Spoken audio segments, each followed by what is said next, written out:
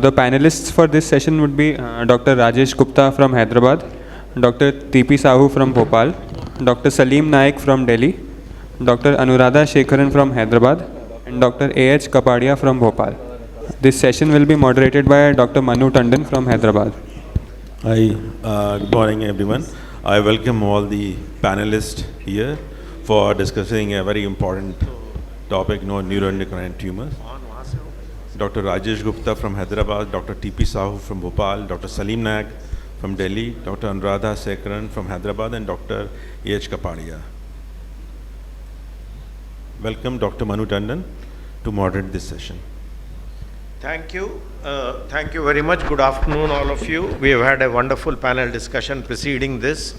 The only thing is we'll probably cut down a little of the slides we've been asked to reduce the time a little. And I'd like to thank Sanjay for the privilege of giving me the opportunity here. Now I'm going to talk to these specialists on neuroendocrine tumors. When I was a student, I think the people at the back are the students. There was no word as neuroendocrine. Yogesh is there. We used to have a carcinoid syndrome once in a way, or a carcinoid tumor once in a way, mostly detected incidentally. There was no word like NET then. Today, this is evolving science still. We are coming to know more and more, and I am sure with this expert panel here, we'll be wiser at the end of the discussion. So we'll begin. This is our panel, and Sanjay has done a wonderful job. He's included everyone. We have got Dr. Rajesh, who's a gastroenterologist, Dr. Saleem, who we just heard, a surgeon, Anuradha is a pathologist, Dr. Kapadia belongs to the Department of Nuclear Medicine, but I'm going to ask him regular imaging also, and finally Dr. Sahoo, who is the medical oncologist. I'd request all of you panelists that we limit ourselves for the sake of the time that we have been given. I told you 2 minutes in my communication to you. Probably we'll have to hurry up. We'll begin with a brief introduction, and this is meant for the students. NETs arise from neuroendocrine cells, and why are they so called? Because they have features of both nerve and endocrine cells. They have no axons, but they are features of nerve. Sometime later we'll go into that in detail. The GIT is the commonest site. The chest is the next commonest site, but you can get the tumors anywhere in the body. There are certain risk factors associated with these. You can see the risk factors: carcinoid in siblings, more in women and diabetics. Some of the pancreatic neuroendocrine tumors are associated with these syndromes. One, VHL syndrome, all of us know about it. Neurofibromatosis type 1 also. And what you should know is a majority of the NETs in the GI tract are non-functional, whereas the pancreatic NETs, 40% of them are functional. That is a very crucial difference. Functional and non-functional, we are going to take the differences very shortly. So the new term that WHO has given for all gastrointestinal and pancreatic NETs, and we're going to discuss both of them, is gastroenteropancreatic or GEP NETs. They form only 2% of all malignancies. Incidence has been rising over the last 40 years, and this is due to multiple factors, mainly awareness, detection, better imaging to find out. And you see the incidence in the last two lines of this slide. In 73 it was 1 per 1 lakh population, and now it is 7 per 1 lakh population. Now this is mostly, probably we'll ask the panelists, awareness and detection. So we'll begin with the physician, gastroenterologist Rajesh. You come across NETs in your practice, and if you confirm it on biopsy, what is the first investigation that you ask for? I've also added a second question. This is to shorten the time.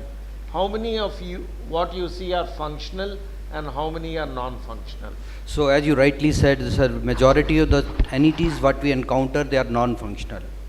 So the second thing is about the commonest organ, because we do GI endoscopies, upper GI endoscopy, which are within the range of endoscopies.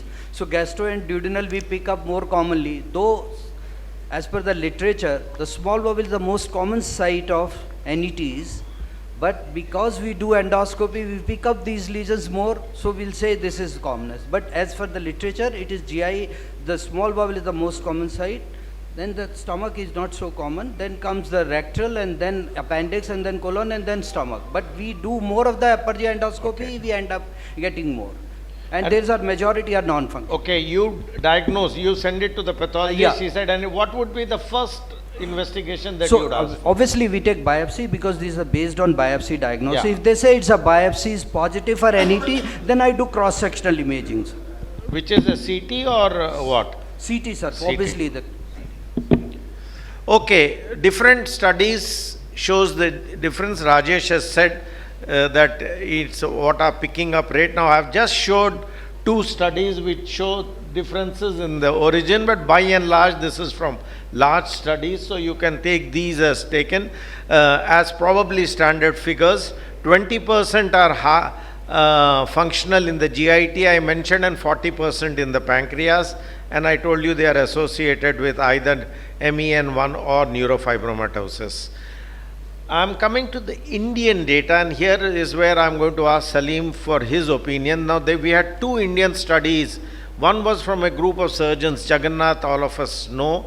It had Sadik Sikora, it had Dr. Shastri, and all surgeons who screened in a registry 407 patients, and most of them were pancreatic. Histology, you see, out of the 230 patients, majority of them were grade 1, but the most common site there was pancreas. So was the other study from Ahmedabad. They had only 100 patients, but again pancreatic NETs were the most common. So my question is, Saleem, you are a surgeon. Is this the commonest NET that you see as a surgeon, not as an endoscopist? No, sir. Even nowadays, the most common NETs which we are seeing are upper GI NETs. Majority of the NETs would see would be luminal NETs, stomach or duodenal, most of the time. But we also, with the advent of WhatsApp, we get a lot of texts from our fellow colleague general surgeons who operate upon appendicitis, which turn out to be NETs later on. If you say which are the most common NETs we operate upon, yes. So yes, they would be pancreatic NETs, but we get a lot of patients who come to us for opinion who are usually upper GI NETs, who usually just require observation most of the times. Yeah. So I think the Indian data is very important for us, but I think to be taken with a little pinch of salt, because both those studies, 400 and 100, showed pancreatic NETs to be the most common. Anuradha, moving on to the pathologist, you got a tissue from Rajesh. He's done an endoscopy. Is IHC a must to diagnose? We are not staging it yet. And the second part is, I want to especially tell, is there any special precautions you would like, or the standard, put it in formalin, send it within 2 hours, enough, or do you want to tell the students anything, how best to get a good result? So first, about the precautions of taking biopsy, we don't have any special precautions, sir. Good. So all you have to take is and put it in the regular 10% formalin. But that is to be dropped immediately. Time you want it to reach, or does nothing like that? No, the only thing is we want you to drop it in the formalin container immediately. Okay. Because this is not only for NETs but for anything else, because it affects the IHCs. Yeah, so the beginners please follow. Second, we do need immunohistochemistry to diagnose NETs, particularly when we have poorly differentiated neuroendocrine carcinomas. NECs you have? Yeah, that is because there the differential diagnosis of poorly differentiated adenocarcinomas and the high-grade lymphoproliferative lesions come into play. So based only on the morphology, we will not be able to tell that it is of neuroendocrine differentiation. And also in the regular NETs, usually they are well differentiated. We do not need, but it is always better that we confirm with neuroendocrine markers, that is chromogranin synaptophysin. So this is the first role to diagnose. But we also need NETs not only to grade, but also to prognosticate. And the prognostic markers in addition to Ki67 are the CKIT and the CK19. So one study says if both are negative, it is low grade. Both are positive, it is high grade. One of them is present, it is intermediate. Third, we also need IHC sometimes to identify the subtype. If you are thinking of any functional neuroendocrine tumors, we can do additional markers like insulin, glucagon, somatostatin. Fourth, we also need IHC when you have a patient with liver mets and you want to identify the primary. So you can do panel-based markers. Fifth, you also need IHC to use for scintigraphy treatment, that is the SSTR2 receptors. Okay, I have then one question to ask you, again a message for the postgraduates. Suppose Rajesh suspects NET on an endoscopy.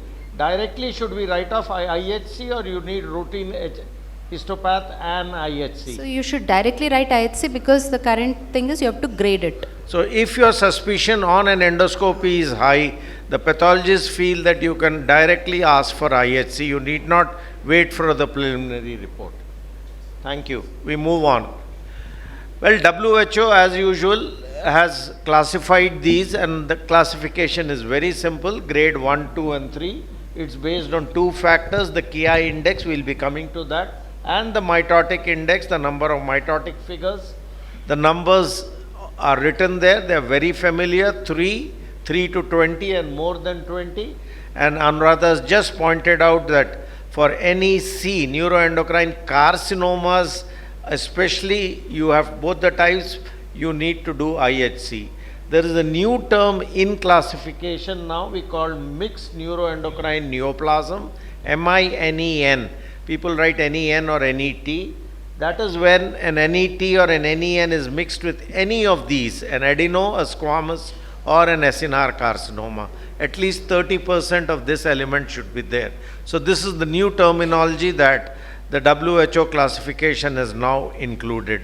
And staging, which will come shortly, stage 1, 2, 3 and 4 depends on the size and the depth of penetration. Stage 1 limited to the submucosa, stage 2 beyond the submucosa, stage 3 involving the serosa and the lymph nodes, stage 4 anything with distant metastasis. But see the last line, tumors behave differently in different situations. For example, in the duodenum, you can have metastasis in a functional tumor in more than 50%, whereas in the stomach, the same size tumor, your metastasis is less than half or 1/3 of what you see in the duodenum. So the same NET at different location, that I'll be asking subsequently to our other panelists also, how do they behave. Dr. Kapadia, you are going to tell us about imaging also. Now I ask for a CECT, tell me what do I look for when I ask the characteristic features, what you want. Rajesh just said you want a cross-sectional imaging. And how would you differentiate it from other SOL? So CECT is the first and initial evaluation for the radiological evaluation. We need a contrast enhanced scan, both arterial and portal venous fascia. Most of the time the lesions are very small in size and variable locations. So it is difficult to locate also. But what do you, classical findings on an NET? They are hypervascular, mostly they are hypervascular, and as per the location, sir, the size can vary, sir. Their margins can vary. They can be ulcerated margins, they can be infiltrated. Circumscribed lesions are there, mostly in pancreatic NET. And we have to look about the lymphadenopathy, peritoneal seedings, mesenteric fat stranding, any metastasis, distant metastasis are there or not. We have to look on the how would you differentiate from other hypervascular? Let's say I say an AVM is also there, or some other hypervascular areas. Is there any way where NET you can make out just on CECT? Sir, it is difficult to measure only on CECT. Here comes the role of the gallium DOTA scan, which are SSTR. We will come to that subsequently. So CECT students, please look out for increased vascularity in the arterial phase. We move on. Dr. Sahoo, you see, you are an oncologist, you see metastatic NETs. Tell me, is there a rise, genuine rise in the last 2 years, and which is the commonest organ with metastasis that comes to you? See, the incidence will be varying as per your practice. If you are in like let's say gastro institute attached, so you will have more entities presenting to you what we are discussing. What about Bhopal? In Bhopal, what we look at is we get more of the pancreatic entities and the small intestine. As a person who is practicing mainly on the stage 4 patients. So these are two varieties. The most common metastasis which we observe is liver, and the local lymph nodes are the two things that I see more. In the probability of metastasis, there could be other sites of metastasis, but liver is the most common site of metastasis for a neuroendocrine tumor. And primary, you said pancreas or small bowel? Pancreas or small bowel is my major practice, what I see here. That's good enough. You are an experienced oncologist, so the message is the commonest secondaries that are seen, the incidence is of course on the rise, and I listed out the various reasons for it, is that small bowel, I think that's because we detect them late, and pancreas, and we're going to come to pancreas very shortly. Last thing which I wanted, because of the two papers we showed from India, if you look at it, the authors are predominantly from cancer institutes. Yes, and surgeons. Yeah, and major cancer institutes, most of us are advanced stage and most of them are pancreatic. Correct. That's why you're getting that biased, skewed data. Even I agree on that. Both of them were surgical dominated from Cancer Institute. Rajesh, would you like to tell us, since you are an endoscopist who also does regularly endosono, for the teaching is for the last benches. What do you expect? Any specific features you want to tell on endo and endosono? Endosono for pancreas, endo for the rest. Generally, because these are subepithelial tumors, sir. So if they are tiny, there will be small lump, bumps kind of things, small shiny, because the overlying mucosa will be smooth and shiny. So these are tiny lesions. If they are tiny in the stomach and duodenum, because that we can pick up. But small bowel, generally we don't do endoscopy, so we can't. That's the referral bias is there in the data also, what you showed. So second important thing, endoscopically, if we find any suspicious lesion, subepithelial lesion with overlying shining mucosa and yellowish in appearance, I'll suspect it could be a duodenal or gastric. Umbilication? So umbilication is if that's little bigger, then they start showing. So we take biopsies obviously, and if I suspect any lesion, I'll biopsy that and then get the report. As far as the role of endosono is concerned, because as I said, it is subepithelial. The depth is very, very important, because we cannot assess the size simply on endoscopy. We can underestimate the size. That's the reason whenever we suspect any subepithelial lesion to be neuroendocrine, and we are planning management, because that helps in planning further management beyond CT and cross-sectionally. If we want to send this patient for ESD and 1 to 2 centimeter in size, I want to be precise in measurement of the lesion, because before I send it for ESD or anything. Yeah, Mohan, I think, has got a talk on resection, so that will come in the afternoon session. So again, for the students, please, high index of suspicion. If you have a suspicion that it is a neuroendocrine tumor, better to get an endosono is what is the message given. This will help you plan the treatment better. I will now very briefly list out the various areas where you get endosono and what we see. Gastric entities, they arise from the enterochromatin cells of the gastric mucosa and are divided into 4 types. The incidence I have been telling you increased tremendously, 0.3 per lakh earlier, 40 years mein, and now it's close to 5 per lakh. The incidence is almost 20 times. 4 different types. Again, pay attention. Cell of origin is almost similar except the rare type. The first 2 types, 1 and 2, have got increased gastrin levels. The 3 and 4 have normal or maybe even lower gastrin levels. 1 is having an atrophic mucosa, 2 is a hypertrophic mucosa, and that is the one which is associated with Zollinger-Ellison syndrome. And see the size. Size gradually increases from 1 to 4.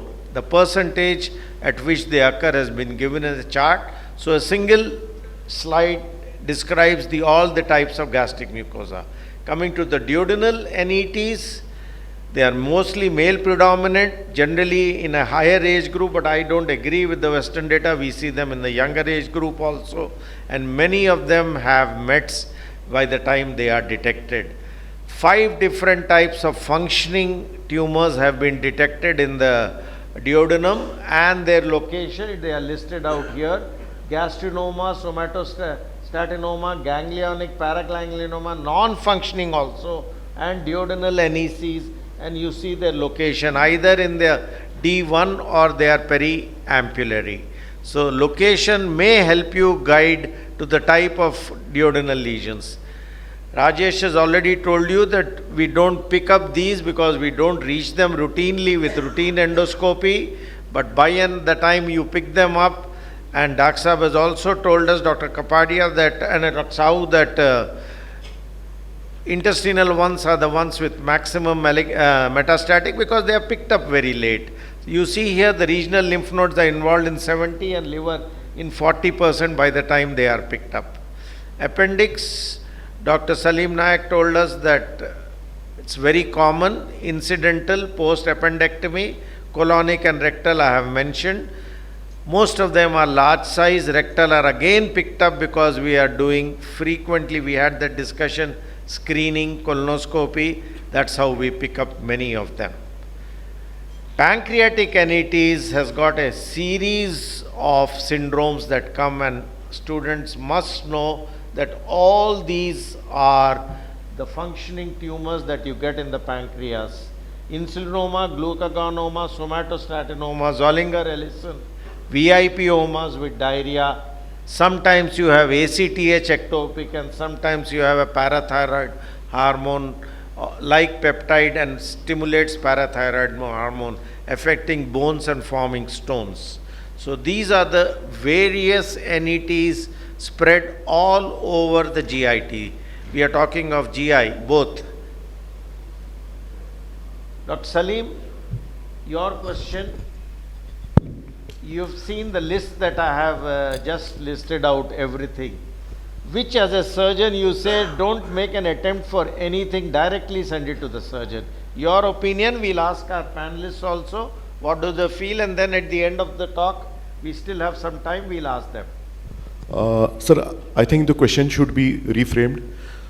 As a surgeon, I would like to be a part of any NETs that are picked up, but I would also want them, all the NETs I operate, to be discussed in a multidisciplinary tumor board before we select which are the ones which would benefit from surgery and which are the ones which would benefit, which would go to Dr. Sahoo or to other modalities or to a gastroenterologist or someone else. And the treatment should be more patient specific. If you feel about what are the tumors that would be benefited by surgery as such. So all resectable NETs, the first modality should be surgery, unless they are picked up in stomach which are multifocal or picked up in the stomach or G1s in high risk patients. These are the ones I would not want to operate upon, or which are metastatic and a surgical cure cannot be attained. So I think it's more important that all these tumors, when they are found, along with imaging, the board that is sitting here, all the specialists, a pathologist, a nuclear medicine person, a radiologist, medical oncologist, a gastroenterologist, and a surgeon should sit together and discuss out what should be the best strategy for this particular tumor. Just a rider. Suppose I have a periampullary NET confirmed. Do you think Rajesh should come into the picture, or it's ideally send it to you? No metastasis, no nothing. One periampullary or an ampullary NET. If it's a periampullary or ampullary NET, I would want to operate this patient, provided that this patient is not a high-risk patient and it is not a G1 tumor. It's not a G1 tumor in a high-risk patient. Okay. So a G1 tumor in a high-risk patient might well do with a localized resection or with no treatment at all as well. Okay. We'll move to the next one. Sorry, I think no. Anuradha, we talk a lot about KI 67 index and mitotic index. Can you give a brief teaching exercise for the students? Yeah. For some of us also. Sure. So the minute we get a biopsy and morphologically we think we are dealing with a neuroendocrine tumor, the first thing is we have to look at 3 points. That is the mitosis per 10 hyperfields. So 10 hyperfields sometimes we do not get in cell blocks. Okay. And mitotic figures based on mitosis, necrosis and Ki67, as you have shown, the WHO grading is in grade 1, grade 2, grade 3. So the grade 1 mitotic figures are less than 2. In grade 2 it's 2 to 20 and grade 3 it's more. But it is a lot of inter and intra-observer variation even in counting mitotic figures, because counting the apoptotic cells or cells hidden between the lymphocytes, it's not easy because it depends on the visual evaluation. So Ki67 on IHC is said to be little better over mitosis. The only difference in Ki is the first one is between 0 to 2 and the second is 3 to 20 and the other one is greater than 20. So what may be 2 for one pathologist can be 3 for another, but that changes the grade. So inter-observer so there is a lot of inter-observer variation. Second, Ki67 is also dependent on the tissue that we receive. And different clones of Ki67 are there, crush artifacts are there. So it impedes the counting. And also by definition, now the WHO latest 2019 has divided neuroendocrine well-differentiated tumors into 3 grades. That is grade 1, 2 and grade 3 well-differentiated NET versus neuroendocrine carcinomas, which by definition are grade 3. So the difference is mitotic figures in well-differentiated neuroendocrine tumors are around 20. Ki will be between 20 to 30%, but the NECs will always be more than 50%. Okay. So that is one more major thing.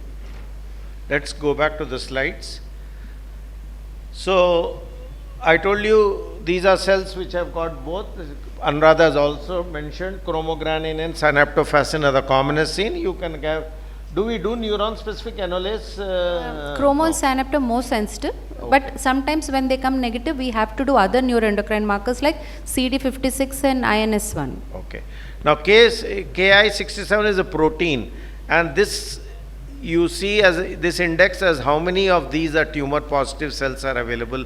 Field, of course, she is rightly said there is an inter-observer variation, and you should be careful there. And also one thing, sir, we have to count 500 cells to evaluate Ki67. And you do count that every time. So we at least have to do an average of 300 cells. So practically we don't count 500. That is why, since it's an eyeballed estimate, now we are getting AI-based algorithms to improve our efficiency. Okay. Dr. Kapadia, imaging is back to you.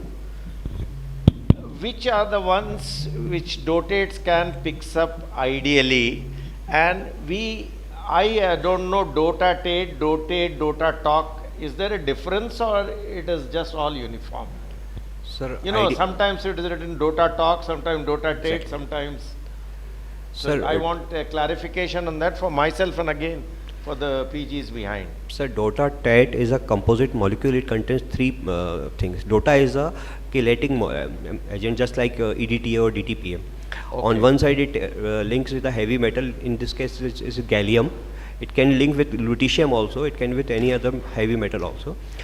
And on the other side, there is a linker molecule, which is in this case is a synthetic analog of somatostatin. It could be octreotide or octreotide. So DOTA is just one thing which link both link both. So you can write anything. No, there is difference in terms of the affinity to the receptor. There are 5 receptors, somatostatin receptors in the body, SSTR 1 to 5. The first DOTA which was get FDA approval is DOTA-TAT, sir, in 2016, and it has a very high affinity for SSTR2, and it is the most abundant receptor in the body. So then later on it comes DOTA-TOC in 2016, 18, and then DOTA-NOC. Now DOTA-NOC is having affinity for SSTR2, 3 and 5 as well. Okay. But the thing is that DOTA-TAT has highest affinity for receptor 2, which is nearly 9 times higher than other agents.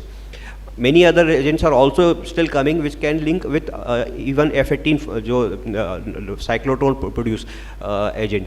Gallium is, we have got this handicap that we need a generator, and it is a costly affair and it is has to be maintained. F18 can be logistically easier, it can be purchased from somewhere outside agencies. Now the DOTA TET scan, ideally NET which are generally grade 1 or grade 2 should be subjected to DOTA TET scan. Grade 3 which are more less differentiated, they should be taken for FDG scan, which are more aggressive, and then FDG is the better modality for Grade 3.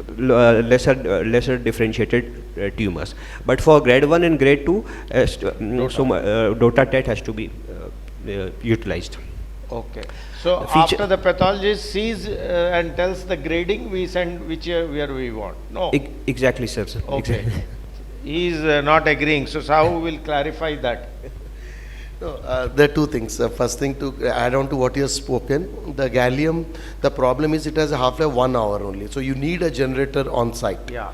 That's why there is now a copper-based tagging which is done. That has a half-life of 8 to 12 hours. Okay. So that could make a change. Like in Bhopal, I can get, as you do the PET scan, we can get the radionuclide material from outside.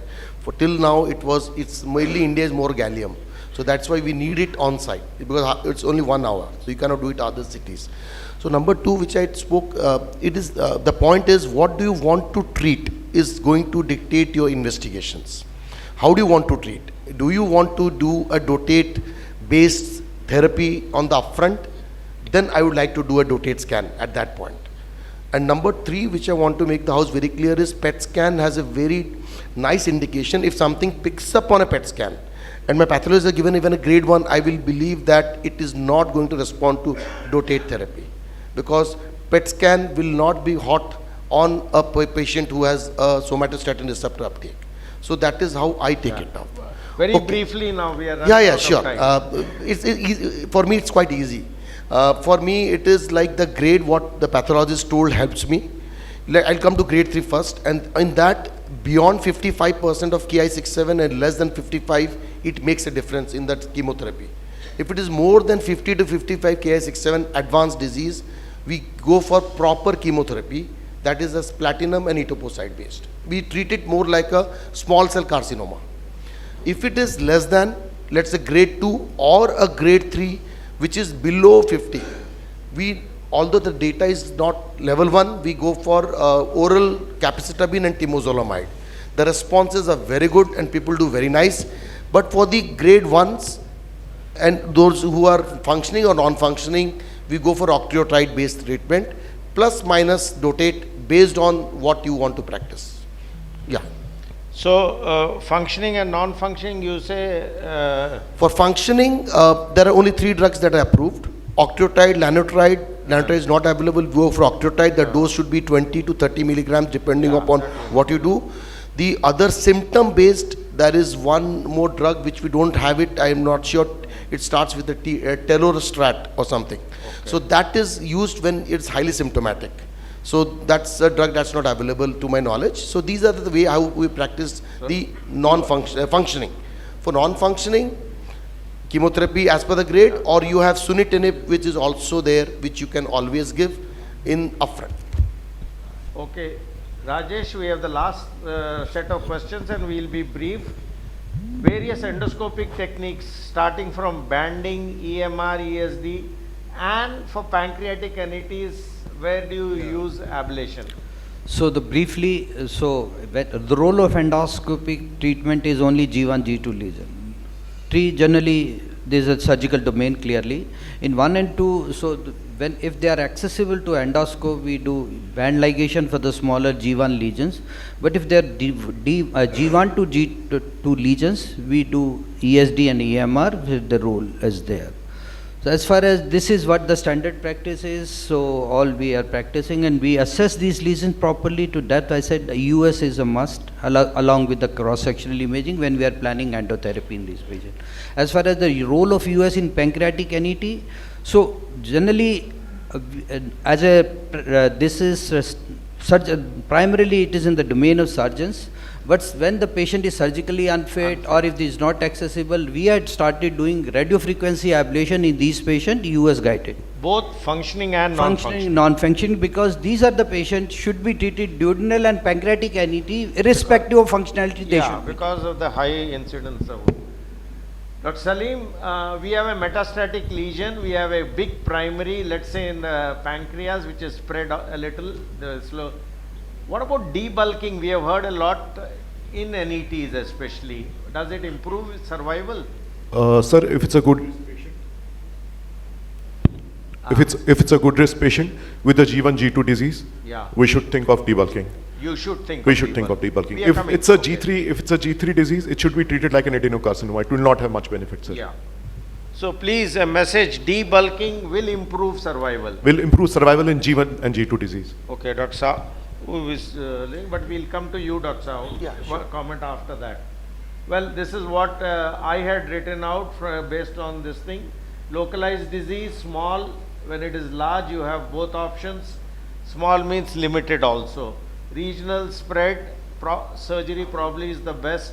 Metastatic, I have written debulking. You are going to give me a different opinion. We come to PRRT and chemo a little shortly. Anuradha, on biopsy, can you very briefly tell me functioning, non-functioning, what are the markers you use? So basically on morphology, we try to see whether it is well differentiated versus poorly differentiated. But there are certain tumors like insulinoma which will have additional amyloid deposits. So once I see amyloid associated with neuroendocrine, it's you have to evaluate for insulinoma. You can do an IHC with insulin marker and evaluate serum markers. Second is the ampullary and the duodenal somatostatinomas. They also on biopsy show characteristic pseudomatous calcifications because there's a lot of calcium deposits. So once I see pseudomatous calcified bodies, it's a trigger that probably it's a secretory somatostatinoma tumor. So you can make out. So we can make out in these two particular conditions where there are additional features.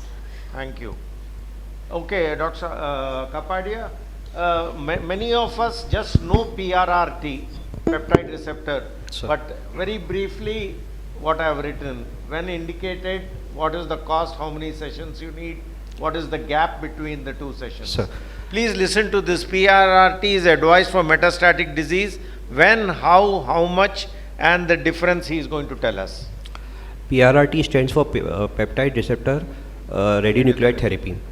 Now this is a highly targeted therapy and very effective therapy for which is targeted towards somatostatin receptor, which are found abundantly in neuroendocrine tumors, cells of the neuroendocrine tumors. We need multiple sessions in 4 to 6 cycles of therapy. Each therapy is for 1 day, and it is an infusion of lutetium DOTA. Lutetium DOTA. Lutetium is an agent which is a beta emitter, and it is used for therapy. Gallium is an agent which emits, which is a PET agent, and it is used for imaging. So there is a difference between gallium DOTA and lutetium DOTA. The lutetium DOTA is specifically for therapy purpose. Other agent is yttrium-90 also, which can be used, which was used earlier also, and we are using now also. But the mainly we are using now is lutetium 177 DOTA. How costly is it, Dr. Kapadia? Sir, it has to be somewhere between 80,000 to 1 lakh rupees Per session. Per session, sir. So you need 6 sessions, so roughly 6 lakhs. At least 4 to 6 sessions. And 4 sessions, so sessions. at least mandatory. And you give a gap of how much There should be a gap of around 2 months between the 2 sessions. So please listen, 2 months gap, roughly a lakh of rupees. There are 2 different types. You heard it from the expert himself. And then we need a radiological department ward. Do you have it in Bhopal? We have got radiation ward in Bhopal, and we have had RSO also, which is mandatory requirement for this kind of therapy. And it is an infusion which needs many other things other than this thing, sir. You wanted to clarify something else, Dr. Sahu. The first thing is for the dotate, I'll come down to that one. If it's most of patients are on octreotides, so they have to stop it at least 4 to 6 weeks before. So That's important. Yeah, long. All of them are long acting. So if it is short acting, 8 to 12 hours. The second point, you can start and restart the octreotide within 4 to 6 hours. That is the difference. I think people should know that you stop it once 4 to 6 weeks before, start 4 to 8 hours after the dotate therapy. For the metastatic part, I'll come to the questions first and then probably go for it. Which tumors respond best? I think as per the data set, the grade 3, especially more than 55%, they respond best to chemotherapy, because that is how the aggressiveness is, the KS is high. But even the more than 10 or 20, the temozolomide, capecitabine data is very good. And what is the 5-year survival? Yeah, we have been taught it's a slow growing tumor. Yeah, both. so that's a grade 1. Yeah. That's why in grade 1, as Dr. Saleem told, sometimes he doesn't operate. He gives a close observation as an option also if the patient is asymptomatic. So that's also a valid treatment. So we also do not want to give any adjuvant treatment for patients who are completely resected. There's no data set. Last part. For the debulking, there is no bigger data set to tell you there's an overall survival advantage. It should be done on a case-to-case basis. Patient is symptomatic, you want to relieve the symptoms. Individualized. That is how the debulking should be advised, not for a survival benefit. That's the only last point. So just one point, when a patient has a primary and a metastatic lesion, pathologist should always grade on the metastatic lesion because the grade is higher there and not on the primary. My panelists have answered. Persons, any comments from you? We are coming to the end of our time. We cut it down by 5 minutes, but any Hello. participation from the audience? Hello, I'm audible. Yes, please, any question to them? Or you feel you... Yes, it's a very well discussed. I have one, I would like to add on for the postgraduates and for newcomers, like it has got a various names which you have told about the neuroendocrine tumors, neuroendocrine carcinoma, carcinoids. The term carcinoids is nowadays no longer recommended because it fails to convey the malignant potential which neuroendocrine tumors does have. So nowadays it is the grade 1 and 2 which are known as neuroendocrine tumors, and grade 3 which is poorly differentiated are known as neuroendocrine carcinomas. Any... yes, sir. Yes, SP. Dr. Kapadia, to you. Since Dr. Naik has affinity to type 2 receptors, can we combine the different modalities to have a better diagnosis? A cocktail, sir. Dota-NOC and Dota-TATE. Sir, we have got a cocktail of two radionuclides, yttrium and lutetium, because their penetrating powers are different. But as of now, both of them are not, NOC and TATE are not combined, sir.